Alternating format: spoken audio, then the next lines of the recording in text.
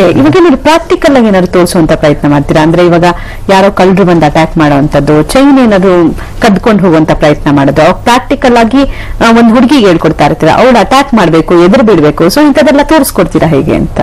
ಹೌದು, ಅದು ಹೇಳ್ಕೊಡ್ತಾ ಇದ್ದಾರೆ. ಓಕೆ, ಅದು ಮೇನ್ ಆಗಿ ಸೆಲ್ಫ್ ಡಿಫೆನ್ಸ್ ಫಸ್ಟ್ ಕಲಿಯಕ್ಕೆ ಬರುವಾಗಲೇ ಬಿಗಿನಿಂಗ್ ಲೆವೆಲ್ದಲ್ಲಿ ಫಸ್ಟ್ ನಾವು ಹ್ಯಾಂಡ್ಸ್ ಸ್ಟ್ರಾಂಗ್ ಇರಬೇಕು. ಯಾಕೆಂದ್ರೆ ಹೆಣ್ಮಕ್ಳು ಲೇಡೀಸ್ ಎಲ್ಲ ಹ್ಯಾಂಡ್ಸ್ ಅಷ್ಟು ಪವರ್ ಇರಲ್ಲ, ಎಲ್ಲ ಸಾಫ್ಟ್ ಇರುತ್ತೆ. ಬಟ್ ಅದಕ್ಕೋಸ್ಕರ ನಾವು ಫಸ್ಟ್ ಅವರ ಹ್ಯಾಂಡ್ಸ್ ಫೈಟ್ ಮಾಡಿ ತೋರಿಸ್ಕೊಡ್ತಾರೆ. ಡೈಲಿ ಪ್ರಾಕ್ಟೀಸ್ ಮಾಡಬೇಕು. ಎರಡು ಸೈಡ್, ಈ ಸೈಡು ಇಬ್ರು ಲೇಡೀಸ್ ಎಲ್ಲ ಗೇಲ್ಸ್ ಇಟ್ಕೊಂಡು ಫೈಟ್ ಮಾಡಬೇಕು. ಹಿಟ್ಟಿಂಗ್ ಹ್ಯಾಂಡ್ಸ್ ಹಿಟ್ಸ್ ಮಾಡಬೇಕು. ಇಲ್ಲಾಂದ್ರೆ ಮರ ಇದ್ರೆ ಮರ ಮೇಲೆ ಹೊಡಿಬಹುದು, ಇಲ್ಲಾಂದ್ರೆ ತೆಂಗಿದ್ರೆ ತೆಂಗು ಮೇಲೆ ಹೊಡಿಬಹುದು. ಆಮೇಲೆ ಸ್ಟ್ರಾಂಗ್ ಆದ್ಮೇಲೆ ಮಾತ್ರ ಸೆಲ್ಫ್ ಡಿಫೆನ್ಸ್ ಹೋಗ್ಬೇಕು. ಇಲ್ಲಾಂದ್ರೆ ಹ್ಯಾಂಡ್ಸ್ ಸ್ಟ್ರಾಂಗ್ ಇಲ್ಲ ಅಂದ್ರೆ ಎಷ್ಟು ಮನಸ್ಸಾಗ್ತಿದ್ರೆ ಸರಿ, ನಮ್ಗೆ ಅವ್ರ ಅಟ್ಯಾಕ್ ಮಾಡಕ್ಕಾಗಲ್ಲ. ಮೇನ್ ಆಗಿ ಪವರ್, ಸ್ಟ್ರೆಂತ್, ಸ್ಪೀಡ್ ಮುಖ್ಯ.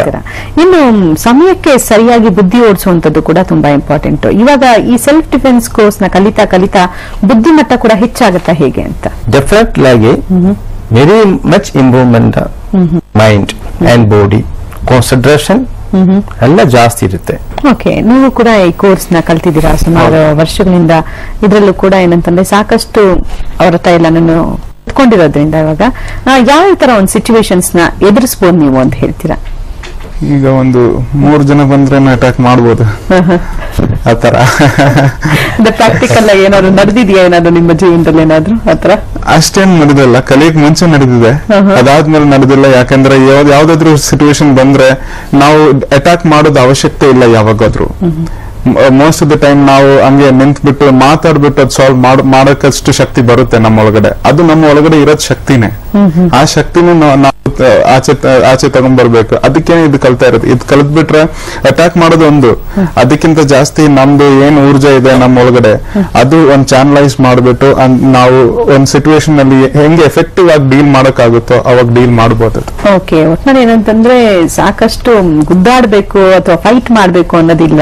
ಕಣ್ಣಲ್ಲಿ ಕಣ್ಣಿಟ್ಟು ನೋಡಿ ಧೈರ್ಯವಾಗಿ ಸಿಚುವೇಶನ್ ಎದುರಿಸ್ಬಿಟ್ರೆ ಅರ್ಧಕ್ಕರ್ಧ ಪ್ರಾಬ್ಲಮ್ ಸಾಲ್ವ್ ಆಗುತ್ತೆ. ಸಿಚುವೇಶನ್ ಇದು ಮಾತ್ರ ಇಲ್ಲ, ಲೈಫ್ ನಲ್ಲಿ ಯಾವ್ದಾದ್ರು ಇದ್ರೆ ಸಿಚುವೇಶನ್ ಇದ್ರೇನು ಕಣ್ಣಲ್ಲಿ ಕಣ್ಣಿಟ್ಟು ನೋಡಿದ್ರೆ ಆ ಸಿಚುವೇಶನ್ ವೀಕ್ ಆಗುತ್ತೆ, ನಾವು ಸ್ಟ್ರಾಂಗ್ ಆಗುತ್ತೆ. ಒಟ್ನಲ್ಲಿ ಕಾನ್ಫಿಡೆನ್ಸ್ ಲೆವೆಲ್ ಹೆಚ್ಚಾಗುತ್ತೆ ಅಂತ ಹೇಳ್ತೀರಾ. ನಿಮ್ಮ ಜೊತೆ ಮತ್ತಷ್ಟು ಚರ್ಚೆಯನ್ನು ನಾನು ಮುಂದುವರಿಸ್ತೀನಿ. ಈಗ ಬನ್ನಿ ಟಿಪ್ಸ್ ನ ನೋಡೋಣ. ಪ್ರತಿಯೊಬ್ಬ ಮಹಿಳೆ ಸ್ವಯಂ ರಕ್ಷಣೆಯ ಸೂತ್ರಗಳನ್ನ ಕಲಿಯೋದು ಅವಶ್ಯಕ. ಹಲ್ಲೆ, ಸರಗಳ್ಳತನ, ಅತ್ಯಾಚಾರದಂತಹ ಸಂದರ್ಭಗಳು ಎದುರಾದ್ರೆ ಜೊತೆಗಿಡದೆ ಪರಿಸ್ಥಿತಿಯನ್ನ ಧೈರ್ಯವಾಗಿ ಎದುರಿಸಬೇಕು. ಸೆಲ್ಫ್ ಡಿಫೆನ್ಸ್ ಸೂತ್ರಗಳಿಂದ ಎದುರಾಳಿಯನ್ನ ಬಗ್ಗಿಸಿ ಸ್ವಯಂ ರಕ್ಷಣೆ ಮಾಡಿಕೊಳ್ಳಬಹುದು. ಒಬ್ಬರೇ ಓಡಾಡುವ ಸಂದರ್ಭದಲ್ಲಿ ಪೆಪ್ಪರ್ ಸ್ಪ್ರೇ ಜೊತೆಯಲ್ಲಿ ತೆಗೆದುಕೊಂಡು ಹೋಗೋದು ಸೂಕ್ತ. ಯಾರಾದ್ರೂ ಬಂದು ಅಟ್ಯಾಕ್ ಮಾಡಿದ್ರೆ ನಿಮ್ಮ ಬಳಿಯೇ ಇರುವ ವಸ್ತುಗಳು ಅಂದ್ರೆ ದುಪ್ಪಟ್ಟ, ಮೊಬೈಲ್, ಹೆಲ್ಮೆಟ್ಗಳನ್ನು ಬಳಸಿ ಎದುರಾಳಿಯನ್ನ ಸದೆ ಬಡಿಬಹುದು. ಯಾವುದೇ ವಸ್ತುಗಳು ನಿಮ್ಮ ಬಳಿ ಇಲ್ಲದೆ ಹೋದ್ರೆ ಹೆದರುವ ಅಗತ್ಯವಿಲ್ಲ. ಮಣ್ಣಿನ ಎರಚುವುದು, ಪೆನ್ನಿಂದ ಚುಚ್ಚುವುದು, ಕಚ್ಚುವುದರ ಮೂಲಕ ತಕ್ಷಣ ಪರಿಸ್ಥಿತಿಯಿಂದ ಪಾರಾಗಬಹುದು. ನಮ್ಮ ದೇಹದಲ್ಲಿರುವ 107 ಮರ್ಮಸ್ಥಾನಗಳನ್ನು ಅರಿತು ಆ ಜಾಗಗಳಿಗೆ ಹೊಡೆಯೋದ್ರಿಂದ ಸುಲಭವಾಗಿ ಪಾರಾಗಬಹುದು. ಸೆಲ್ಫ್ ಡಿಫೆನ್ಸ್ ತರಗತಿಗಳಲ್ಲಿ ಕೆಲವೊಂದು ಲಾಕ್ಸ್, ಪಂಚ್ ಮತ್ತು ಕಿಕ್ಸ್ ಗಳನ್ನ ಹೇಳಿಕೊಡಲಾಗುತ್ತೆ. ಮಹಿಳೆಯರು ದೈಹಿಕವಾಗಿ ದುರ್ಬಲರೆಂದು ಹೆದರದೆ ಸಂದರ್ಭಕ್ಕೆ ಸರಿಯಾಗಿ ಬುದ್ಧಿವಂತಿಕೆಯನ್ನು ಉಪಯೋಗಿಸಬೇಕು. ಮಹಿಳೆಯರು ದೈಹಿಕವಾಗಿ ಸದೃಢವಾಗಲು ಮತ್ತು ಮಾಂಸಖಂಡಗಳು ಬಲಗೊಳ್ಳಲು ಪ್ರತಿನಿತ್ಯ ವ್ಯಾಯಾಮ ಮಾಡಬೇಕು. ಜಿಷ್ಣು ಹೇಳಿ, ನೀವು ಸುಮಾರು ಟೆಕ್ನಿಕ್ಸ್ ನ ಹೇಳ್ಕೊಳ್ಳಾಗುತ್ತೆ 6 ತಿಂಗಳ ಕೋರ್ಸ್ ಅಲ್ಲಿ ಅಂತ ಹೇಳ್ತಾ ಇದ್ರೆ, ಅದರಲ್ಲಿ ಲಾಕಿಂಗ್ ಟೆಕ್ನಿಕ್ ಅನ್ನೋದು ಕೂಡ ತುಂಬಾ ಇಂಪಾರ್ಟೆಂಟ್. ಸೊ ಇದು ಯಾವ ಸಂದರ್ಭದಲ್ಲಿ ಅಂತ ಹೇಳ್ತೀರಾ, ಇದನ್ನ ಹೇಗೆ ಅಳವಡಿಸಿಕೊಳ್ಬೇಕು ಅಂತ ಹೇಳ್ತೀರಾ? ಇದು ಸಂದರ್ಭ ಅಂದ್ರೆ ಒಂದೊಂದ್ ಕಡೆ ನಮ್ಗೆ ಸಂದರ್ಭ ಅಂದ್ರೆ ಮುಂಚೆ ಹೇಳ್ಬಿಟ್ಟು ಬರೋದಿಲ್ಲ. ಸಂದರ್ಭ ಬಂದ್ರೆ ನಾವು ಅದು ಫೇಸ್ ಮಾಡಕ್ಕಾಗುತ್ತೆ. ಈ ಲಾಕಿಂಗ್ ಟೆಕ್ನಿಕ್ಸ್ ಅಂದ್ರೆ ಇದು ಕಲಿಯೋದಕ್ಕಿಂತ ಮುಂಚೆ ಹೇಳಿದ ತರಾನೇ ನಾವು ಮೈಂಡ್ ಕಾಮ್ ಆಗಿರ್ಬೇಕು. ಅವಾಗೇನೆ ಈ ಟೆಕ್ನಿಕ್ ಬರೋದು. ಟೆಕ್ನಿಕ್ ಬಂದಾದ್ಮೇಲೆ ನಾವು ಈ ಟೆಕ್ನಿಕ್ ಗೊತ್ತಿದೆ, ಮೈಂಡ್ ಕಾಮ್ ಆಗಿದೆ, ಅವಾಗ ಫಿಸಿಕಲ್ ಸ್ಟ್ರೆಂತ್ ಬೇಕು.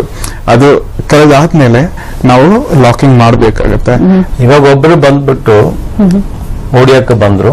ಇಲ್ಲಾಂದ್ರೆ ಅವ್ರ ಹತ್ರ ಇದು ಚಾಕ್ ಇತ್ತು.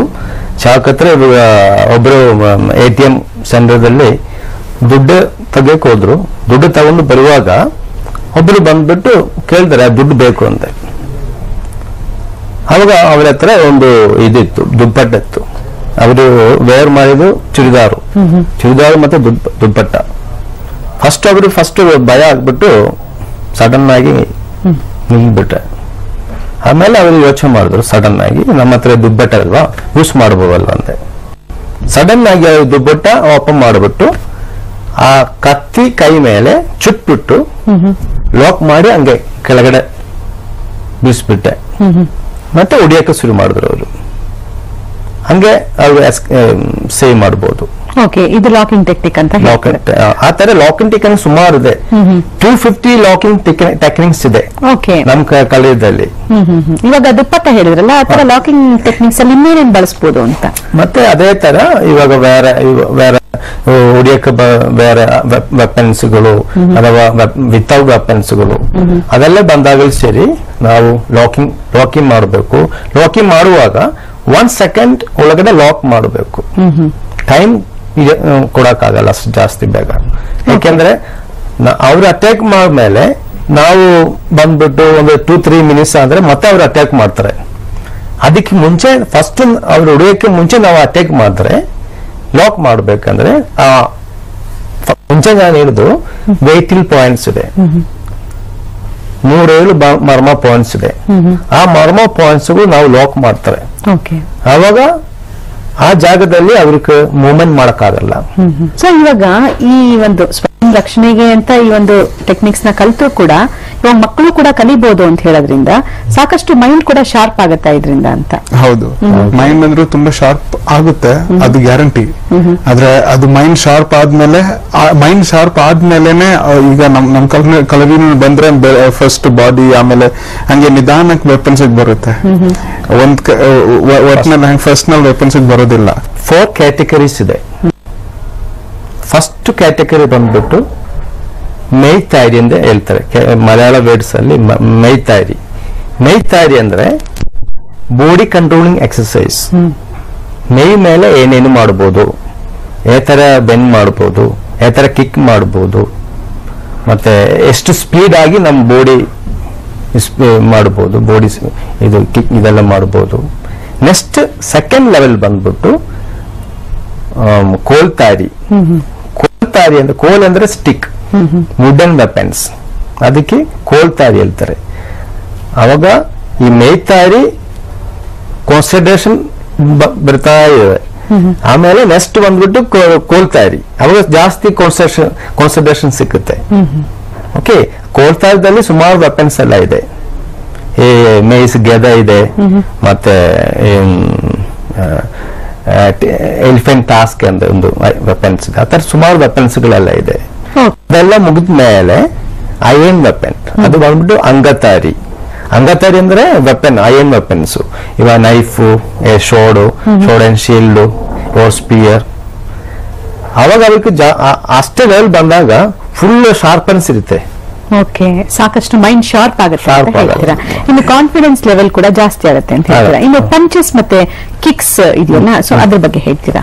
ಕಿಕ್ಸ್ ಅಂದ್ರೇನು, ನಮ್ಮ ಬಾಡಿನಲ್ಲಿ 107 ಮರ್ಮಗಳಿದೆ ಅಂತ ಹೇಳ್ತಾ ಇದ್ರು. ಈಗ ಕಿಕ್ಸ್ ಅಂದ್ರೆ ನಾವು ಕಿಕ್ ಎಲ್ಲೆಲ್ಲ ಹೊಡೆದ್ರೆ ಆಗಲ್ಲ, ನಾವು ಇಲ್ಲೆಲ್ಲ ಹೊಡೆದ್ರೆ ಅವರು ನಮ್ಮನ್ನ ಹಿಡ್ಕೊಂತಾರೆ. ಅದಕ್ಕೆ ನಾವು ಇದ್ ಬಗ್ಗೆ ಸ್ವಲ್ಪ ನಾಲೆಜ್ ಇರೋದು ತುಂಬಾ ಒಳ್ಳೇದು. ಆ ನಾಲೆಜ್ ಇಟ್ಕೊಂಡು ಅದು ಎಲ್ಲಿ ಕಿಕ್ ಮಾಡಬೇಕು ಅಂದ್ರೆ ಅದು ಅವ್ರಿಗೆ ಗೊತ್ತಿದ್ರೆ ಅದು ತುಂಬಾ ಈಸಿ ಆಗುತ್ತೆ ಅವರಿಗೆ ಆ ಟೈಮ್ ನಲ್ಲಿ ಡೀಲ್ ಮಾಡಕ್ಕೆ. ಓಕೆ, ಇನ್ನು ಹೆಣ್ಮಕ್ಕಳು, ಬರೀ ಹೆಣ್ಣು ಮಕ್ಕಳಿಗೇನೆ ಈ ಒಂದು ಆತ್ಮರಕ್ಷಣೆ ಅಥವಾ ಸ್ವಯಂ ರಕ್ಷಣೆ ಸೂತ್ರಗಳು ಬೇಕಾಗಿದೆ ಅಂತ ಹೇಳಕ್ಕಾಗಲ್ಲ. ಯಾಕಂದ್ರೆ ಎಲ್ರಿಗೂ ಕೂಡ ಈ ಕಾಲದಲ್ಲಿ ತುಂಬಾ ಅವಶ್ಯಕತೆ ಅಂತಾನೆ ಹೇಳ್ಬೋದು. ಸೊ ಇವಾಗ ವಯಸ್ಸಾದವರು ಕೂಡ ಕಲಿಬಹುದು ಅಂತ ಹೇಳಿರಲ್ಲ ನೀವು. ಸೊ ಅವ್ರೇನು ಟೆಕ್ನಿಕ್ಸ್ ಎಲ್ಲ ತುಂಬಾ ಸಿಂಪಲ್ ಆಗಿರುತ್ತಾ ಹೇಗೆ ಅಂತ ಕೃಷ್ಣ?